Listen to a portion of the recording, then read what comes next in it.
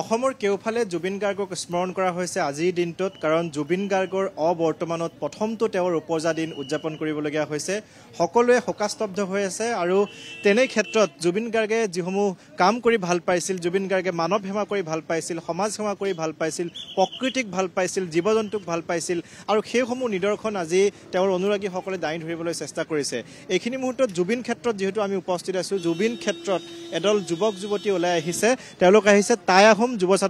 যুৱ পৰিষদৰ ফালৰ পৰা টাইপাৰ ফালৰ পৰা আৰু তেওঁলোকে এইখিনি মুহূৰ্তত নাহৰ পুলি তেওঁলোকৰ ফলমূলৰ পুলি গছ পুলি বিতৰণ কৰি থকা পৰিলক্ষিত হৈছে আমি দেখুৱাইছো যে জুবিন দাই ভাল পাইছিল গছ পুলি গছ ৰোপণ কৰাৰ কথা কৈছিল প্ৰকৃতি সংৰক্ষণৰ কথা কৈছিল আৰু সেইবাবেই যেন আজিৰ দিনটোত তেওঁলোকে এই ধৰণে গছ পুলি বিতৰণ কৰিছে মই অকমান আপোনাৰ ওচৰলৈ আহিছো অকমান এইফালে আহিব সুবিধা হ'ব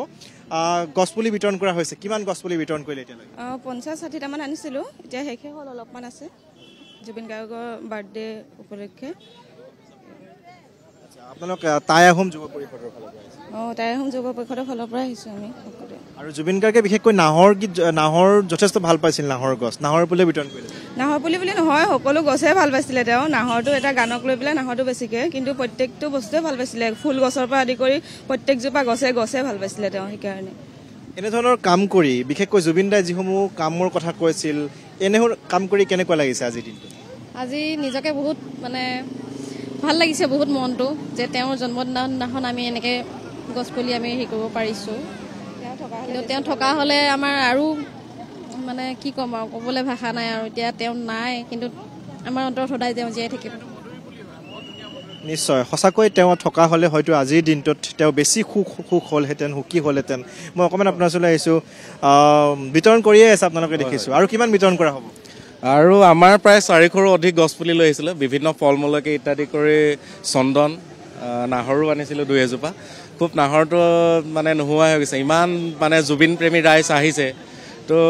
আমাৰ প্ৰায় আৰু 100ৰো অধিক গছ আছে এতিয়াও তো আমি খুব সম্ভৱতঃ আৰু খুব কম সময়ৰ ভিতৰতে আমাৰ প্ৰায় 1.5 ঘণ্টামানত আমি 350ৰ ওপৰত গছপুলি বিতৰণ কৰিলোঁ আৰু 1 ঘণ্টামানৰ ভিতৰত আমাৰ এইখিনি শেষ হৈ যাব বুলি আমি ভাবোঁ মানে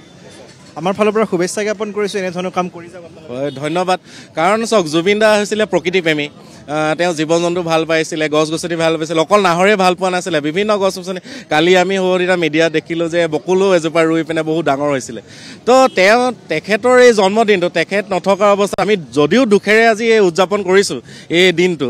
কিন্তু মানে এনেধৰণৰ যে প্ৰকৃতিক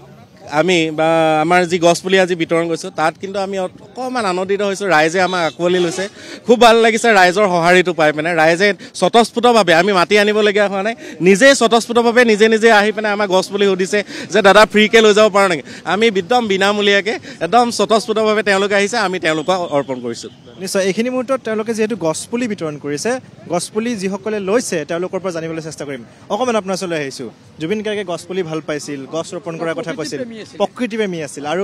আজিৰ দিনটোত তেওঁলোকে গছপুলি বিতৰণ কৰিছে আপুনি নিজেই লৈছে কেনেকুৱা অনুভৱ কি মই এজন ৰাজ্যিক পক্ষী সুৰক্ষা সমিতিৰ মুখ্য সম্পাদক মই প্ৰকৃতিক ভাল পাওঁ আৰু আমাৰ হাৰ্ট অফ জুবিন গাৰ্গ তেখেত প্ৰকৃতিপ্ৰেমী আছিল প্ৰকৃতিক ভাল পাইছিলে গছ গছনিক আৰু সেইকাৰণেই মানে এইখন মই তেখেতৰ জুবিনৰ ক্ষেত্ৰ বুলি ধৰ্ম এখন মানে আমাৰ যিটো মন্দিৰ তন্দিৰত যায়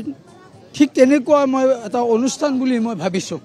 য'ত আমি ৰাতিপুৱা গা চা ধুই কাপোৰ কানি পিন্ধি আমি মন্দিৰ দৰ্শন কৰোঁ ঠিক তেনেদৰে তেখেতৰ আজি নতুন এই উপজা দিনত আমি গা পা ধুই মন্দিৰ আমি দৰ্শন কৰিছোঁ মন্দিৰ দৰ্শন কৰিছে মই বাইদেউ অকণমান আপোনাৰ ওচৰলৈ আহিছোঁ গছপুলি হাতত লৈছে গছপুলি ৰোপণ কৰিব প্ৰতিপালনো কৰিব লাগিব নহয় জানো ভাল হয়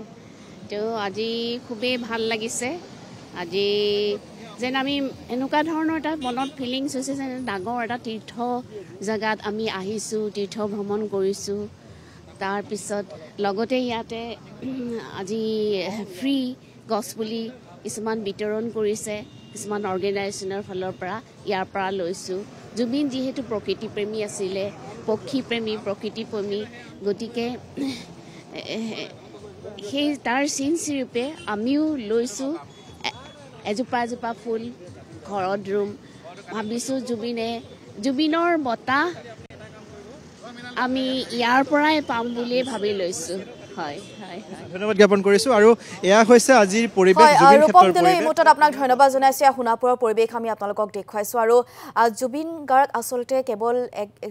এগৰাকী ব্যক্তি নাছিল তেখেত সত্তা আছিলে প্ৰকৃতিপ্ৰেমী আছিলে মানৱ দৰদী এগৰাকী ব্যক্তি আছিলে তেখেতৰ যি আচলতে ব্যক্তিত্ব সকলোকে আকৰ্ষণ কৰিছিলে আৰু প্ৰকৃতিপ্ৰেমী হিচাপে আজিৰ দিনটোত জুবিন ক্ষেত্ৰত দেখিবলৈ পোৱা গৈছে যে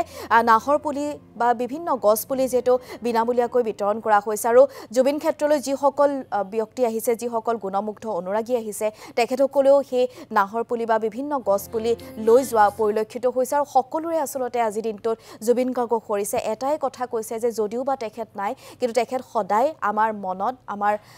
চিন্তাত সদায় তেখেতৰ অস্তিত্ব থাকিব আৰু চিৰ প্ৰবাহমান হৈ থাকিব তেখেতৰ সেই সত্তা